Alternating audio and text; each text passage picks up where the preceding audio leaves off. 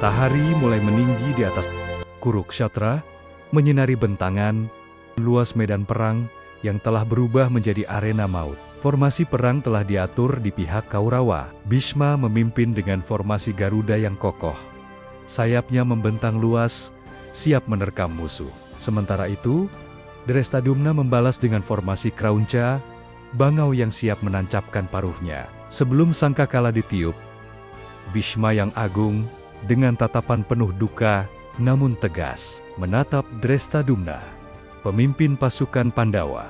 Bhishma berkata kepada Drestadumna, "Ketahuilah, pertempuran ini adalah takdir yang tak terhindarkan. Meski hatiku berduka atas perselisihan ini, aku akan melaksanakan tugasku sebagai Panglima Kaurawa. Persiapkan dirimu, karena Bhishma tidak akan menahan diri dalam medan laga."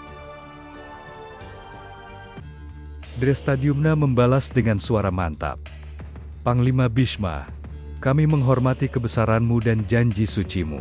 Namun, Dharma ada di pihak kami, dan kami pun akan berjuang demi kebenaran, tanpa gentar, hingga titik darah penghabisan." Pertempuran hari pertama adalah saksi bisu kehebatan Bhishma, sang kakek yang agung, dengan panahnya yang tak pernah meleset, bergerak di garis depan, menewaskan ribuan prajurit Pandawa. Ia bagai badai yang tak terhentikan, menerobos barisan demi barisan, menciptakan kepanikan di kubu Pandawa.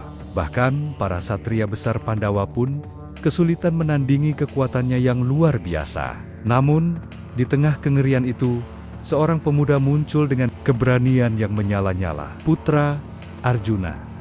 Dengan busur dan panahnya, Abhimanyu menari di antara pertempuran, menantang para satria Kaurawa tanpa gentar. Ia adalah percikan harapan bagi Pandawa yang mulai terdesak. Meskipun usianya masih muda, kegagahannya mengingatkan pada ayahnya, Arjuna. Abhimanyu berseru dengan lantang, "Wahai para satria Kaurawa, lihatlah, putra Arjuna, Abhimanyu, telah tiba di medan ini.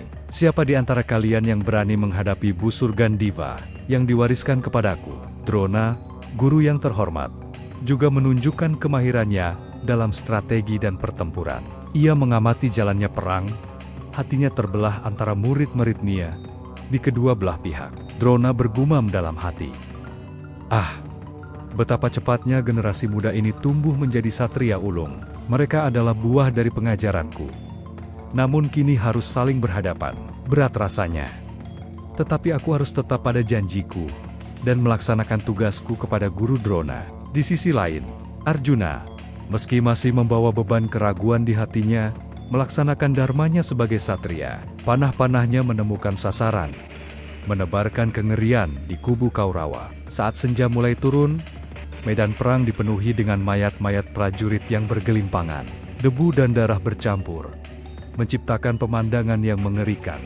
Dengan kelelahan yang mendalam, sangkakala penanda akhir hari pertama dibunyikan. Kedua pasukan mundur ke kemah masing-masing, membawa serta luka-luka fisik dan batin. Di kemah Pandawa, kesedihan menyelimuti.